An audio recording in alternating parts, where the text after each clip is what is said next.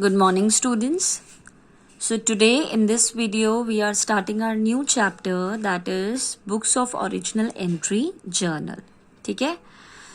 Journal है क्या? Basically ये एक ऐसी बुक ऑफ ओरिजिनल एंट्री है जिसमें ट्रांजेक्शन्स को रिकॉर्ड किया जाता है first of all, and as when they take place, यानी कि जब भी कोई ट्रांजेक्शन होती है, अकर होती है, तो फर्स्ट टाइम अगर उस ट्रांजेक्शन को कहीं पे रिकॉर्ड किया जाता है तो वो कहाँ पे रिकॉर्ड किया जाता है? जर्नल में.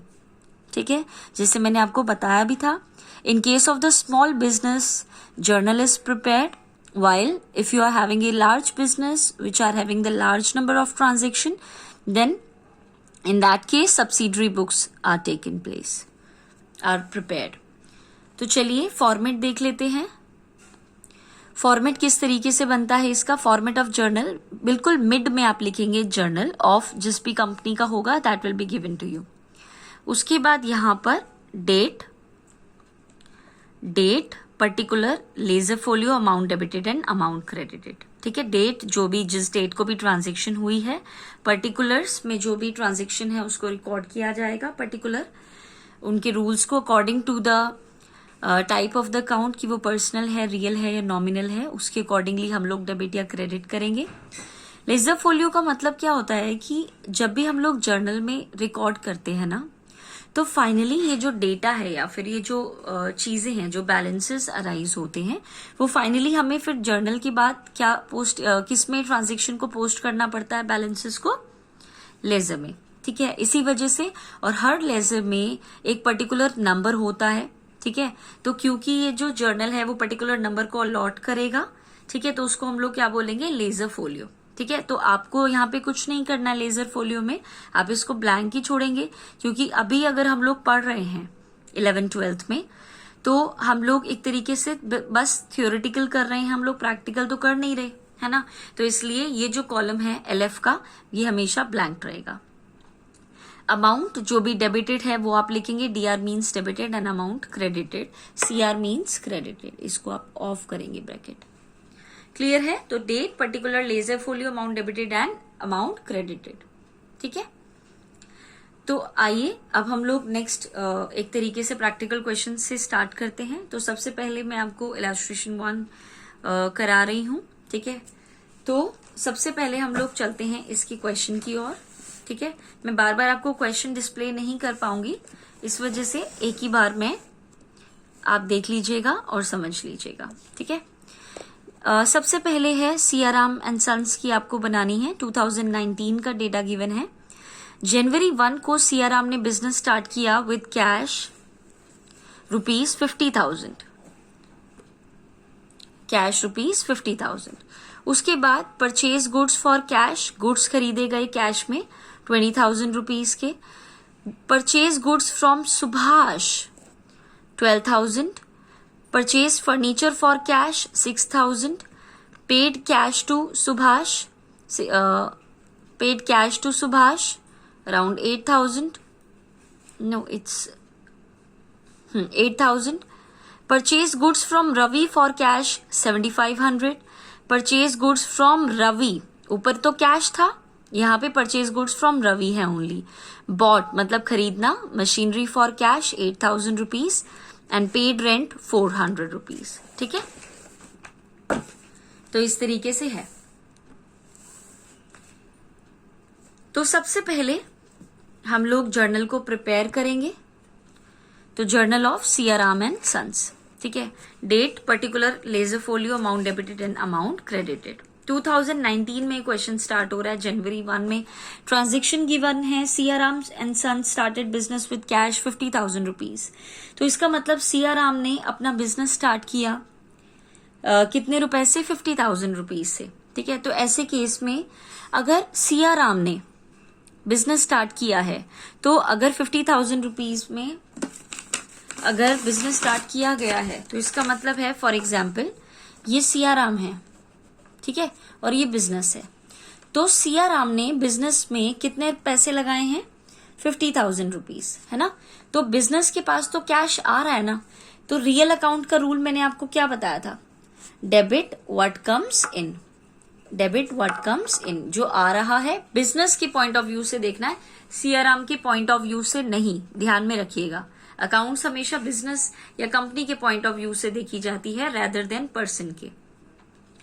तो यहाँ पे तो पैसे आ रहे हैं ना, डेबिट व्हाट कम्स इन, तो हम लोग डेबिट किसको करेंगे, कैश अकाउंट को डेबिट कर देंगे। तो कैश अकाउंट यहाँ पे लिखेंगे डेबिट, ठीक है, और डेबिट की अमाउंट डेबिटेड वाले में उतार देंगे, ठीक है, क्रेडिटेड की क्रेडिट में। तो यानी कि जब भी मैंने आपको अकाउंटिंग इक्वेशन में भी ये चीज बताई थी, जब भी कोई बिजनेस स्टार्ट करता है, जितने रुपए से भी स्टार्ट करता है, तो उसको हम लोग कैपिटल बोलते हैं। और अगर आपने पहले बेसिक्स वीडियो देखी होगी, जिसमें मैंने कुछ बेसिक आपको अकाउंट्स के रूल्स बताए हैं, प्लस में एक वीडियो आपकी टाइप्स ऑफ अकाउंट से भी रिलेटेड है, जिसमें रियल, पर्सनल और नॉमिनल अकाउंट है। तो अगर आपने देखी होगी तो आप बहुत अच्छे से पहचान लोगे कि कैपिटल हमेशा क्रेडिट ही होती है ना। नेक्स्ट आ जाता है परचेज गुड्स फॉर कैश ₹20,000 की 20,000 के आपने गुड्स खरीदे हैं, परचेज गुड्स फॉर कैश में खरीदे हैं। तो परचेज क्या होती है, डेबिट होती है नॉमिनल अकाउंट के थ्रू। तो परचेज को हम लोग क्या करेंगे, डेबिट करेंगे, ठीक है।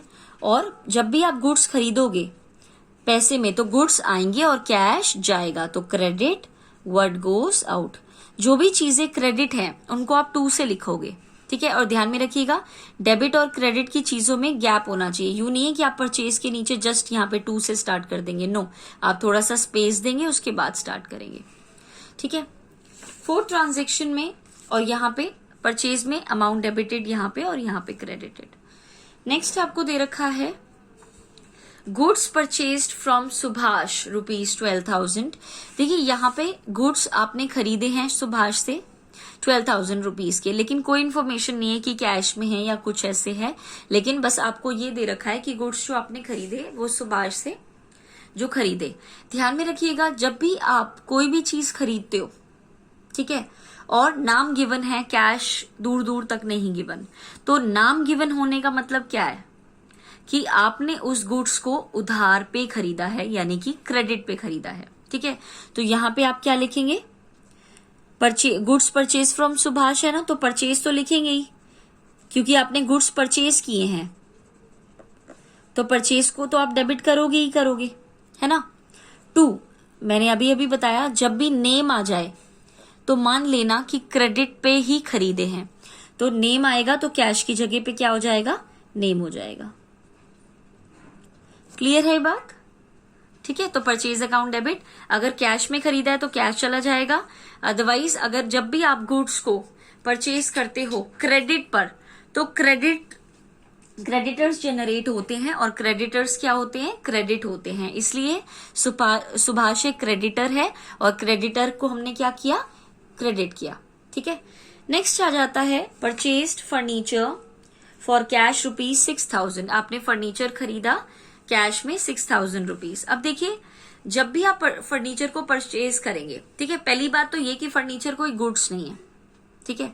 तो फर्नीचर है क्या, तो फर्नीचर होती है हमारी असेट्स। तो जर्नल में अगर आप गुड्स को खरीद रहे हो तो आप वर्ड यूज करोगे परचेज, जैसे कि मैंने ऊपर वाली 2 एंट्री इसमें यूज किया। लेकिन अगर आप असेट्स को खरीद रहे हो तो आपको उस पर्टिकुलर असेट का नाम ही लिखना पड़ेगा डेबिट साइड पे, ठीक है। तो आप यहाँ पे क्या लिखेंगे, फर्नीचर। इस बार असेट्स का नाम क्या है, फर्नीचर अकाउंट है, तो फर्नीचर अकाउंट डेबिट। क्लियर है ये बात, ठीक है। और दूसरी बात, जब भी आपने फर्नीचर खरीदा है तो फर्नीचर बिजनेस में आ रहा है, तो डेबिट व्हाट कम्स इन, तो फर्नीचर जो आ रहा है उसको डेबिट करेंगे। तो बताइए जा क्या रहा है, कैश, क्योंकि फर्नीचर आपने जब खरीदा तो उसको कैश दिए 6,000 रुपीज का, तो कैश जा रहा है, तो क्रेडिट व्हाट गोस आउट, तो टू कैश अकाउंट। क्लियर है ये बात, ठीक है। अब देखिए जैसे यहाँ पे मेरा जो पेज है वो खत्म हो गया था, सेम इसी तरीके से हो सकता है जब आप भी जर्नल बनाए तो आपका भी पेज यहाँ पे वाइंड अप हो जाए, और अभी तो क्वेश्चन कंप्लीट भी नहीं हुआ है। तो ऐसे केस में हम लोग क्या करेंगे, जब आपका पेज एक तरीके से कंप्लीट हो जाता है बट क्वेश्चन कंप्लीट नहीं होता आपका, तो यहाँ पे आप इस तरीके से एक साइन लगाएंगे C/F का। इस C/F को बोलते हैं कैरी फॉरवर्ड। कैरी फॉरवर्ड का मतलब क्या है, इन बैलेंसेस को अब आप नेक्स्ट पेज पे उतारने वाले हो। ठीक है, ये सिर्फ तब होगा जब क्वेश्चन अभी कंप्लीट नहीं हुआ लेकिन आपका पेज खत्म हो चुका है। ठीक है, इन शॉर्ट कैरी फॉरवर्ड कर रहे हो आप यहाँ की ट्रांजेक्शन्स का बैलेंसेस को नेक्स्ट उसमें। तो यहाँ पे CF का मतलब क्या है, कैरेट फॉरवर्ड। तो अब यहाँ पे सोच रहे हो कि आप 88 कैसे आया, तो वो भी मैं आपको बता देती हूँ। 50,000 प्लस 20 70, 70 प्लस 12 प्लस 6 जो करेंगे तो ये कितना आएगा, 88 आ जाएगा। क्लियर है ये बात आपको? ठीक है, उसके बाद यहां पर सेम इसी तरीके से 50 प्लस 20 70, देन उसके बाद 12,000 प्लस 6,000, तो ये आपका 88 आ गया। क्लियर है बात? चलिए अब नेक्स्ट, अब हम लोग जब पेज पलटेंगे, ठीक है, टर्न करेंगे पेज को, तो इस तरीके से ये होगा। तो नेक्स्ट आप जैसे उतारेंगे डेट, पर्टिकुलर, अमाउंट, इस तरीके से। ठीक है, तो date, particular, ledger folio, amount debited and amount credited. तो यहां पे जो आपने कैरी फॉरवर्ड किया था ना प्रीवियस पेज पर, यहां पे आप क्या करेंगे, ब्रॉड फॉरवर्ड करेंगे। ठीक है, ब्रॉड फॉरवर्ड, BF यानी कि ब्रॉड/F यानी कि ब्रॉड फॉरवर्ड। 88,000 का बैलेंसेस उतारा है पिछले पेज से, तो 88 आएगा। चलो next we'll proceed to our next transaction. जनवरी 10 को है ये, कैश पे टू सुभाष, की आपने सुभाष को कैश पे कर दिया। ठीक है, अब देखिए मैंने आपको एक बात बताई थी, अगर आप कैश पे कर रहे हो तो यानी कि पैसे जा रहे हैं, तो क्रेडिट व्हाट गोज आउट, जो जा रहा है उसको हम लोग क्या करेंगे, क्रेडिट करेंगे। तो यहां पे क्रेडिट आप किसको कर दोगे, कैश को, तो टू कैश। किसको कैश पे किया आपने, सुभाष को ना, तो सुभाष को रिसीव हो रहा है। अगर आप पैसे दे रहे हो तो मिल किसको रहे हैं, रिसीव कौन कर रहा है, सुभाष कर रहा है। और मैंने आपसे क्या बोला था, debit the receiver, credit the giver. तो यानी कि सुभाष को मिल रहे हैं, तो सुभाष रिसीवर है, तो सुभाष को क्या करेंगे, डेबिट कर देंगे। ठीक है, आई एम रिपीटिंग। और एक और बात, जब भी आप किसी का नाम लिखते हैं अकाउंट्स में, तो कभी भी उसके आगे अकाउंट नहीं लगता। जैसे cash account, furniture account, machinery account, purchase account, capital account करते हैं ना। लेकिन अगर आप कभी भी किसी व्यक्ति का नाम लिख रहे हैं, किसी पर्सन का नाम लिख रहे हैं, तो उसके नाम के आगे कभी भी अकाउंट नहीं लगता। ठीक है, या फिर अगर आप लगाना भी चाहें तो मैं ऊपर आपको बता देती हूं, या तो आप लगाओ मत, और अगर आप लगाना चाहते हो तो उसके लिए कंडीशन है कि आपको अपोस्ट्रोफी S करके फिर यहाँ पे अकाउंट लगाना पड़ेगा, यानी कि ये चीज करनी पड़ेगी आपको, अलग से अपोस्ट्रोफी S लगाना पड़ेगा। ठीक है, तो चलिए सुभाष को 8,000 डेबिट कर दिया और क्रेडिट में इसको क्रेडिट कर दिया। लास्ट है जनवरी 16 की entry, purchase goods from Ravi for cash. आपने इस बार देखो ये सेम ट्रांजेक्शन पहले भी आ चुकी है, परचेज गुड्स फ्रॉम सुभाष, लेकिन वहां पे खाली इतना ही दे रखा था, फॉर कैश नहीं दे रखा था। अब यहाँ पे बोल रखा है कि आपने गुड्स तो खरीदे हैं, रवि से ही खरीदे हैं, लेकिन कैश दे करके ही खरीदे हैं। तो नॉमिनल अकाउंट के थ्रू जो परचेज है उसको तो आप क्या करेंगे, डेबिट कर देंगे। तो परचेज अकाउंट क्या करेंगे, यहां पर डेबिट कर दिया टू कैश। इस बार रवि नहीं आएगा। रवि क्यों नहीं आएगा, क्योंकि रवि से जरूर खरीदा है हमने, लेकिन रवि को पैसे दिए हैं, तो आपकी जेब से क्या जा रहा है, कैश जा रहा है। तो क्रेडिट व्हाट गोज आउट, जो जा रहा है उसको क्रेडिट करेंगे। जनवरी 17, इस बार सेम क्वेश्चन दे रखा है, बट यहाँ पे ऊपर वो जो फॉर कैश था वो उड़ा दिया गया है, ऑन क्रेडिट कर दिया गया है कि गुड्स आपने खरीदे हैं रवि से, लेकिन क्रेडिट पर यानी कि उधार पर। तो आप यहाँ पे क्या लिखेंगे, purchase account debit, purchase account debit to Ravi. जब भी आप किसी से उधार पे खरीदते हैं तो नाम आता है, और नाम के आगे कभी भी अकाउंट नहीं लगता, इसलिए मैंने यहाँ पे नहीं लगाया। नरेशन आप खुद से लिख ही लेंगे, goods purchase from Ravi on credit. Next है आपकी बॉट, मतलब खरीदना, मशीनरी फॉर कैश। अगेन वही चीज है जो फर्नीचर वाला पॉइंट आया था।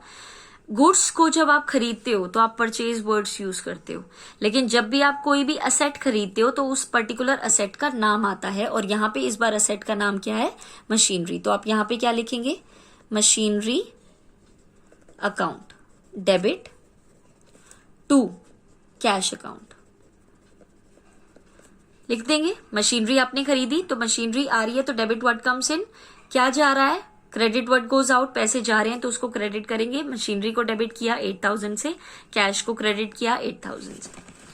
नेक्स्ट है जनवरी 7 की कि पेड रेंट 400, ठीक है, कि आपने रेंट पे किया। तो रेंट क्या है बच्चे, खर्चा है ना, तो नॉमिनल अकाउंट के थ्रू सारे के सारे खर्चों को क्या किया जाता है, डेबिट किया जाता है। और रेंट पे किया जाएगा किस फॉर्म में, कैश की फॉर्म में, तो कैश यहां पे लिखेंगे 400 कर लेंगे। तो rent account debit to cash. आपको ध्यान होना चाहिए कि किसको डेबिट कर रहे हैं, किसको क्रेडिट कर रहे हैं, क्यों कर रहे हैं, क्या रूल है इनका, ठीक है। किसी पे पर्सनल अप्लाई होता है, किसी पे रियल अकाउंट का यूज होता है या अप्लाई होता है, किसी पे नॉमिनल होता है, ठीक है। अब देखिए ऊपर 88,000 था जो कि हमने ब्रॉड फॉरवर्ड किया था, plus 8,000 plus 75 plus 5,000 plus 8,000 plus 400 और प्लस सारी चीजों को जब हम लोग करेंगे तो लास्ट में हम एक लाइन लगा के टोटल यहाँ पे रुपी का साइन लिखेंगे और सबका टोटल यानी कि सबका टोटल करेंगे तो 1,16,900 आ रहा है टोटल दोनों साइड का मिला करके, ठीक है। और दोनों साइड इक्वल ही आएंगी जर्नल में, इन केस अगर नहीं आ रही तो आप कुछ गलत कर रहे हो, ठीक है। तो इस तरीके से ये हमने इलस्ट्रेशन नंबर फर्स्ट परफॉर्म किया।